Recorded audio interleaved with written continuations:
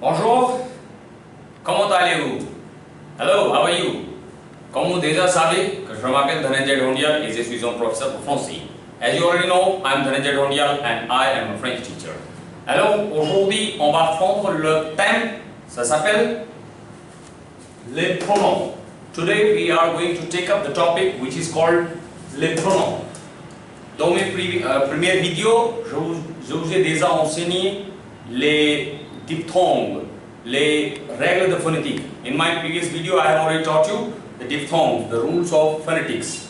Et aujourd'hui, on va étudier les pronoms. We are going to study les pronoms. Les pronoms, ça veut dire quoi? Les pronoms means what? The pronoun means the pronoun on only. In English, it means the pronouns. But do you know exactly what pronoun means? Okay. Pronoun is composed of two words. One is pro, which means for, and second is a noun. That means name. So pronoun. Pronoun together means for name. So pronoun means for name. So we can derive definition out of it, like what? It is a word which is used for a noun. Pronoun is a word which is used for a noun. Second point is, it saves the repetition of a noun.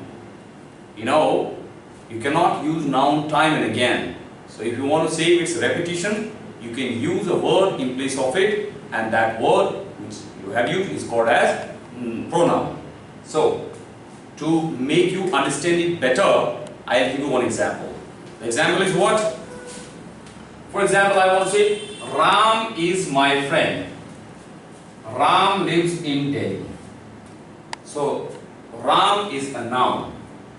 Friend is a noun. Ram is a noun. Delhi is a noun. You know the meaning of noun?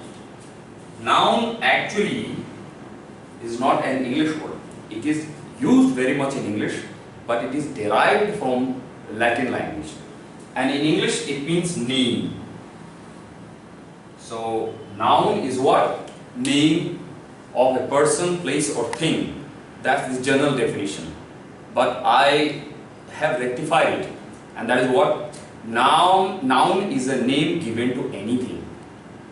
You know, name given to anything. So, that name is called as noun. So, here you can ask me, sir, how friend is a noun? Well, friend is a name. Name of what? Name of a relation. As I have already told you, noun is a name given to anything. So, between two persons, there is always a relation, and we give a name to that relation. Like father, mother, brother, sister, in the same manner, friend. So, they are all nouns. Therefore, in this sentence, you can see 1, 2, 3, and 4 nouns. But actually, if you see, one noun is getting repeated. It is coming double. And I have already taught you here, the repetition of noun is not considered as good English. So, we will save or we will, try to remove this noun. And how can we do that? Ram is my friend, full stop. He lives in Delhi. So, he has taken the place of this noun. Therefore, we call it as a pronoun. Symbolically, I have written P within bracket for it. Well, so the topic which we are studying today is, en français, on le dit le pronom. In French, we say le pronom, et en anglais, on le dit the pronoun. And in English, we call it as the pronoun. So what does it mean? First, you have understood in English, and now it will help you to understand better in French as well. Okay, so in English, you see, let's go in English. Here, and here it is French.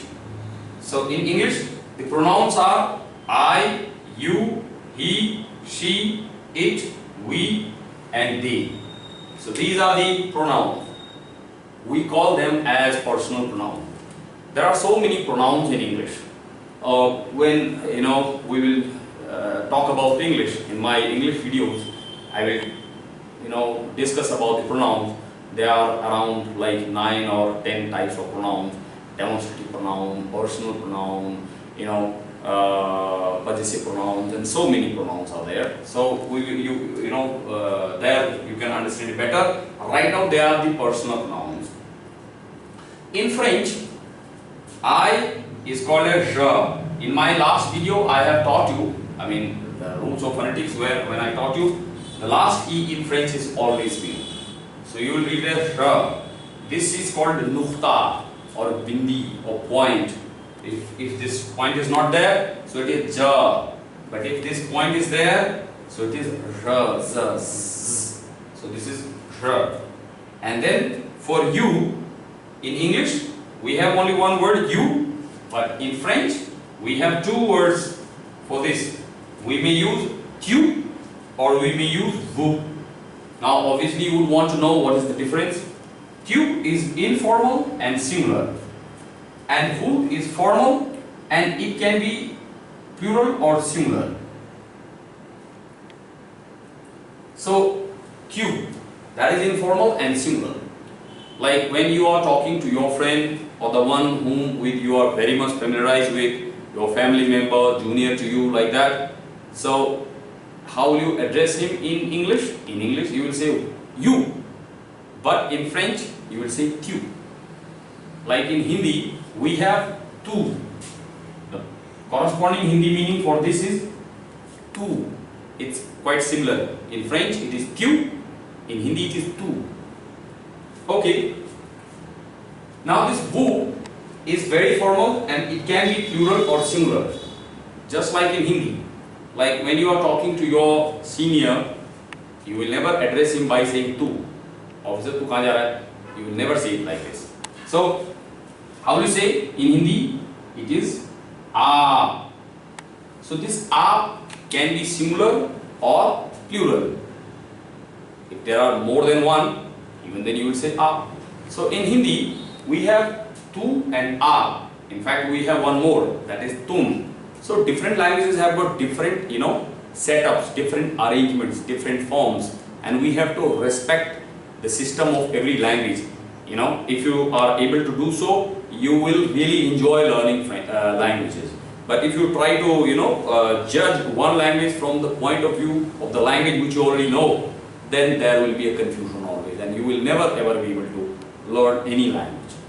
So don't be too much logistic by mind all the time, especially in learning language and music. Okay. Now for he, you may write il, and for she, this is l, and then it. For it, you may write il or l. Now you are confused. Sir, you just told il means he or l means she, and now you are telling il or l can also mean it. What is the difference? Okay, as I have taught you in my previous videos, which I want to remind you again, in French language follows the footprints of Hindi language. Like in Hindi, every noun has got a gender, no matter it is living or non-living. Living noun has got a gender, that we can understand, but non-living nouns are also spoken in terms of genders. Like in Hindi, kursi toot gayi, bench toot gaya, गाड़ी आ गई, बस आ गई, truck आ गया, हाथ टूट गया, टांग टूट गई, आंख फूट गई, सर फूट गया, like that.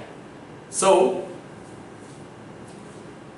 in French we have the same pattern. If non-living noun is masculine, so you will say il. If non-living noun is feminine, you will say elle. But in English we do not have that pattern. So in English, if it is non-living, you will say it. So because of this difference, this thing is coming out. So don't get confused. Now for we in French we have nous. For they, we can write il or we can write elle. Now il we will use when they are all males, and elle we will use when they are all females.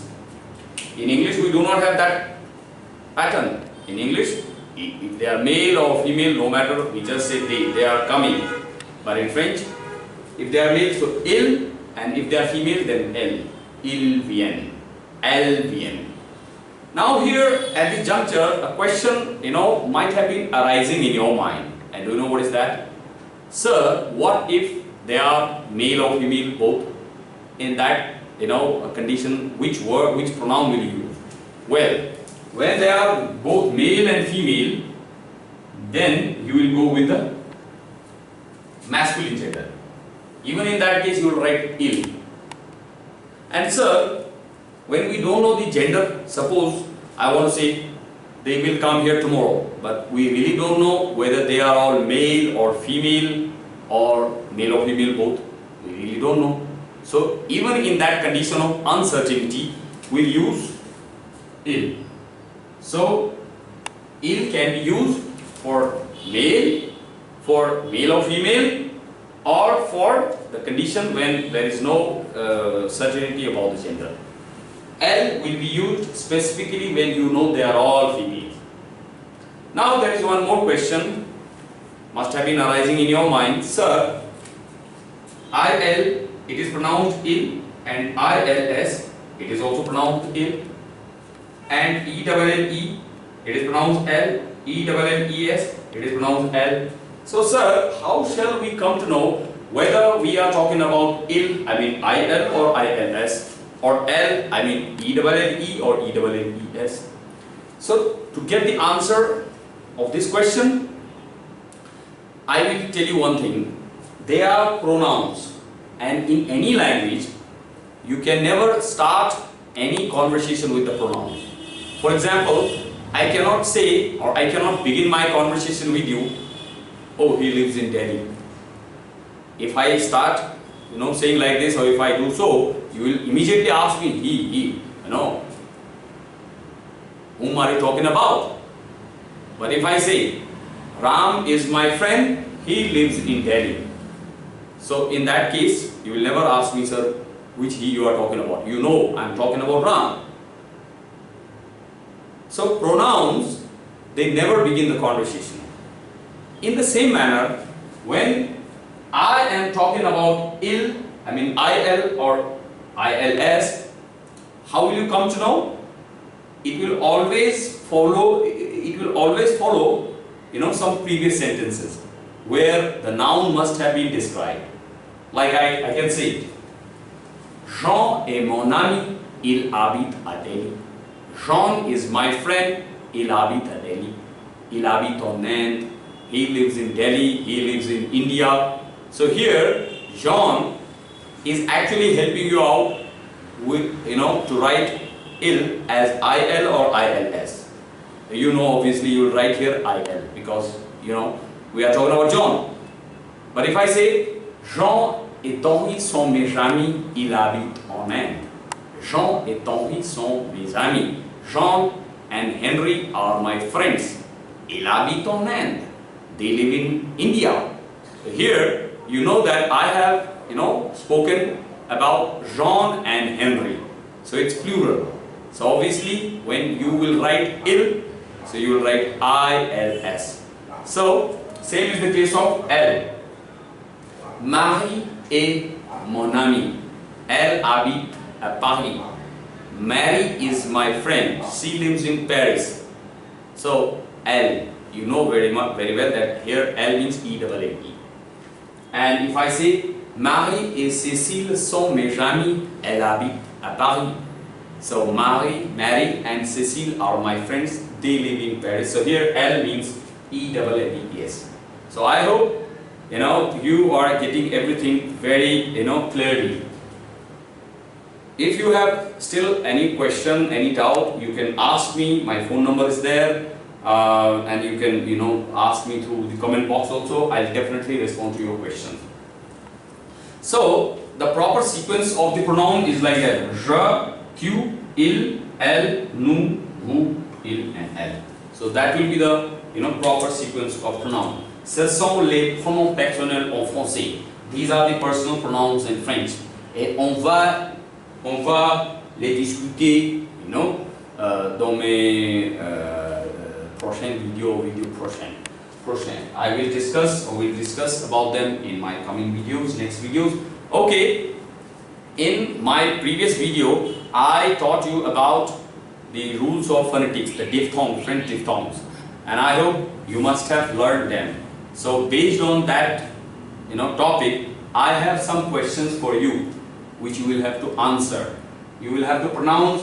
How will you read this? M-O-R-C-E-I-E-X. So this is your job to pronounce them. It means a piece of bread. It means window. It means door. It means door. This is what you will pronounce it. Floor, ceiling, calendar, paper. Here, the same spellings have got two meanings. If it may stand for book and it may stand for half liter. When the same spelling will be considered as a masculine gender, then it means book. But when the same spelling will consider as feminine, then its meaning will change, and that means half liter. But how will you pronounce it? Pronunciation will remain same. That is your job to tell me. And then this one, it means notebook. This means eraser, and this is pencil. I forgot to teach you AY is a diphthong, which I forgot, there in that. So I have, given you here. It gives A sound. AY gives A sound. Ok. Je crois que vous avez adoré la leçon avec moi. I hope you have enjoyed, you have liked the lesson with me. Si vous avez raison, if you're right, alors vous pouvez abonner ma chaîne. You can, subscribe my channel, et vous pouvez partager-le, and you can share it avec les autres personnes, with the other persons. Ok. Pour le moment, c'est assez. For the moment, this is okay. This is enough. Ok. Au revoir. À bientôt. Bye bye. See you soon. Hare Krishna.